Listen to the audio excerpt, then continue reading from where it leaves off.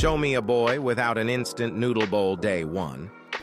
He's starting a new job at the supermarket. He looks pretty excited. Show me a boy without an instant noodle bowl day 5. Bro, you look so tired. Don't let your new job ruin your sleep. This ain't good. Show me a boy without an instant noodle bowl day 10. He's been getting takeaways every time he finishes work because he's too tired to cook food for himself. Show me a boy without an instant noodle bowl day 20. Bro, you've spent all of your wages on takeaways and now you don't have any food at home. I think he's finally realized it's time to buy something that can easily make tasty food.